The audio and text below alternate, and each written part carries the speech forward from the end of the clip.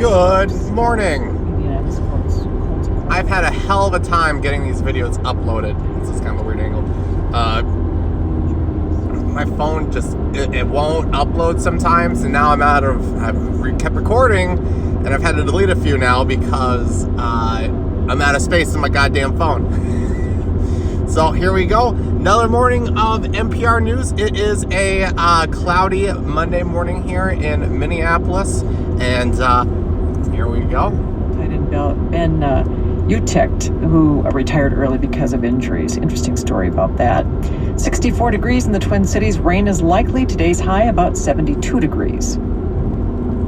As the trade dispute with China drags on, leaders in China aren't sure they can trust the U.S. If we make a deal, can this deal really work? That lots of questions. That story and the latest out of the G7 meeting happening in France this afternoon on All Things Considered from NPR News. Programming is supported by Care at the Fair, the Care 11 bar. I was speaking of the China trade war. I was listening to NPR has interviewed quite a few Democrats. I was listening to the one where they're interviewing Amy Klobuchar, and Amy Klobuchar basically tried to just crapola all over Trump's trade war with China. And NPR's like, oh, okay, what would you do? Would you not do anything with China? No, we should take on China, she says. Okay, how would you do it? Well, I would just, or what was wrong? So is Donald Trump right in trying to do this? He is, but he's going about it the whole wrong way. I wouldn't have done such broad sanctions. The thing is as soon as they start talking about economics, none of these politicians have any real world experience to stand on compared to Donald Trump. So they know talking about China and them trying to sound strong and that they would stand up to China and that they are better equipped to do it is near an impossibility.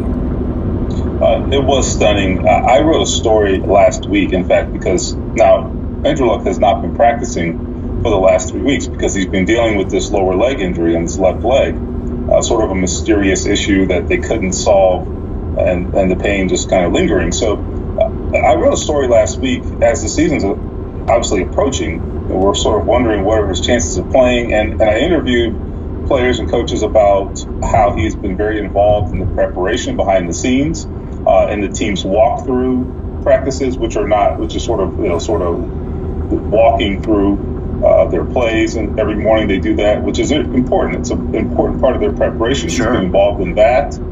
He's been involved in all their meetings.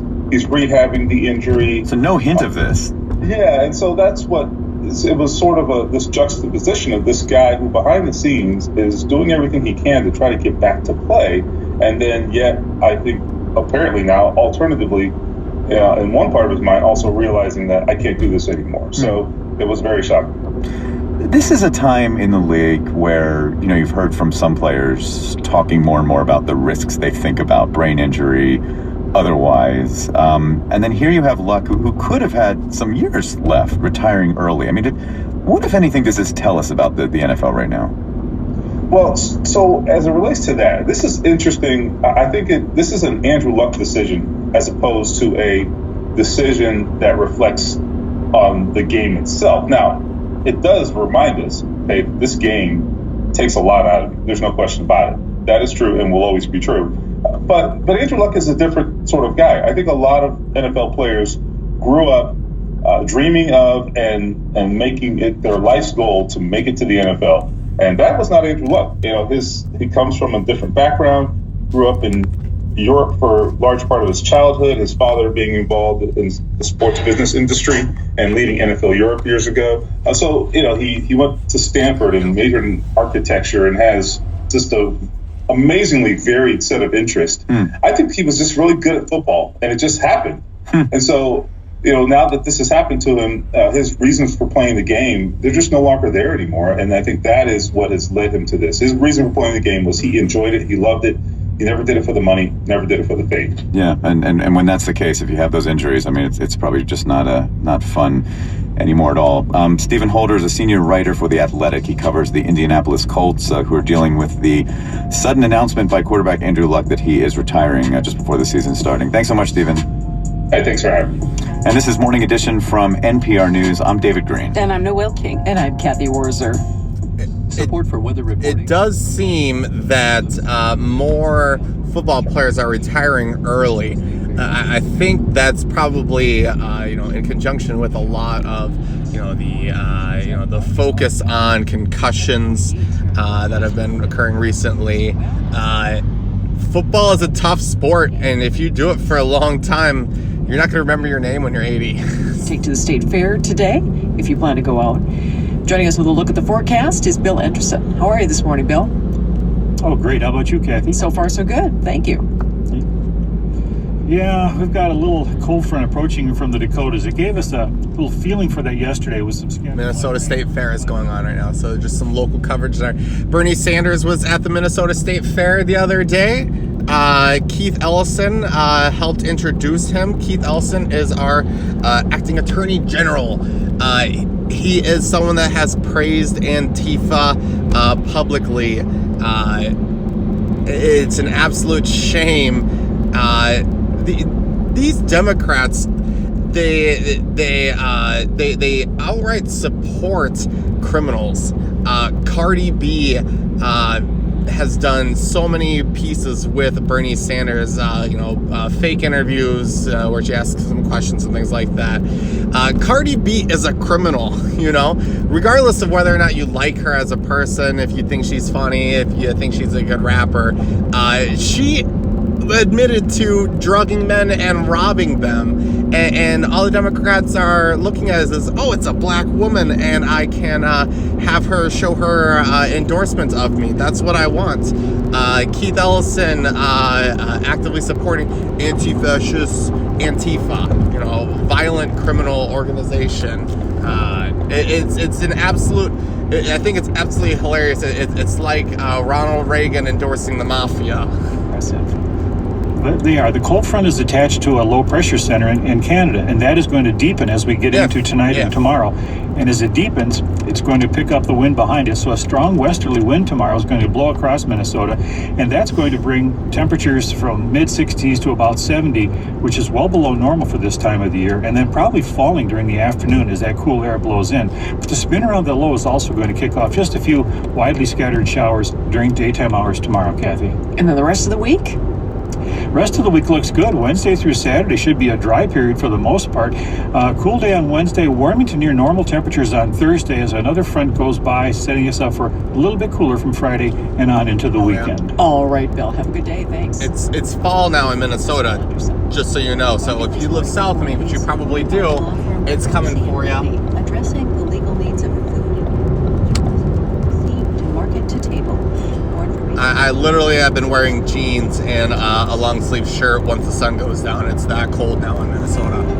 President Trump is talking trade at the G7 meeting in France. Marketplace Morning Report is supported by Forex.com, committed to empowering and helping traders seize opportunities in currency markets since 1999. Forex.com, it's your world. Trade it. Forex trading involves significant risk of loss.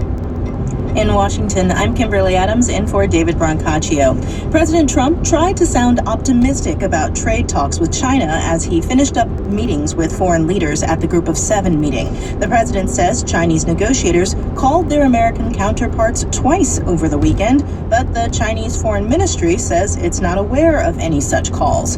All this comes a week before new tariffs are set to take effect on both sides. Marketplace's Nancy Marshall-Genzer is here with me in Washington. And Nancy, the president says he has another tool besides tariffs if the talks don't work out? Right. On Friday, President Trump tweeted out that he was ordering U.S. companies to, quote, immediately start looking for an alternative to China. He later pointed to the International Emergency Economic Powers Act of 1977. That law does give him a lot of power. He would just have to declare a national emergency. Congress could terminate that declaration if it wanted to, but it would need a big enough majority to override a presidential veto. But could the president use that law to force American companies out of China? Possibly. The law allows the president to block transfers of money, and he can't do business with people if you can't pay them. Jennifer Hillman, a senior fellow at the Council on Foreign Relations, broke the law down for me. The president can stop transactions between particular persons and particular other persons. So again, he could designate all transactions going into China to be something that is blocked. But Hillman says President Trump isn't using the law the way it was intended. It's meant to be used against individuals, not entire countries. It was passed to help presidents fight terrorists and drug traffickers. So a potential legal fight over the use of this law. Possibly. Hillman says companies could sue the Trump administration, saying it was violating parts of the Constitution on illegal government seizures of private property. Marketplace's Nancy Marshall-Genzer, thanks. You're welcome. Also at the G7, the U.S. and Japan. And I'm getting close to work, so this will probably be the last segment we listen to. For Donald Trump to not outlaw, or make impossible trade with an entire country, it is economic authoritarianism. It is, that is a similar policy to what a communist type country has and does do. Determining who a business can do business with is absolutely anti-free market. It's anti-American. If a business wants to do, wants to try and expand their market in another country, just because our government is not getting along with them at this time, doesn't mean that our government should have the right to restrict our access to their markets, to conscript our businesses into, let's call it what it is. It's a war. It's a war, and our businesses are not the government's soldiers to be used as pawns in this war. Tariffs are one thing. There are, steps to be taken by a government that's within the government's bounds and the government's regulations and the government's responsibilities. However, to take, free people's access to an economy where they where they are requesting access to, that is to me a very authoritarian way to go about economic disagreements. Our businesses are not owned by the government. They cannot be used as pawns, as soldiers to affect a war.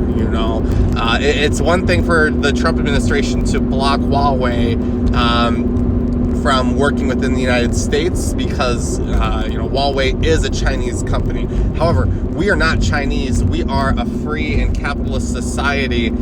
That always wins. Opening, the doors to human ingenuity through the free market system is the greatest way to go about it. And when you start doing these kind of rules, you erode the very freedoms that our economy and hence country were built on. And it's a very sad thing that we're talking about we're going up a country that's being unfair, that's not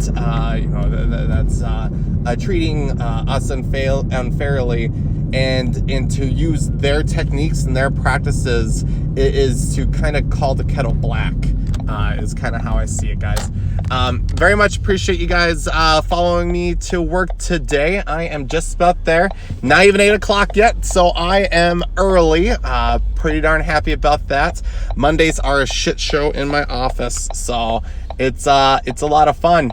You guys have fun on your way home from work. If you work third shift, have a good night's rest. Sleep tight. Don't let the bed bugs bite. And I will see you guys probably later today, actually.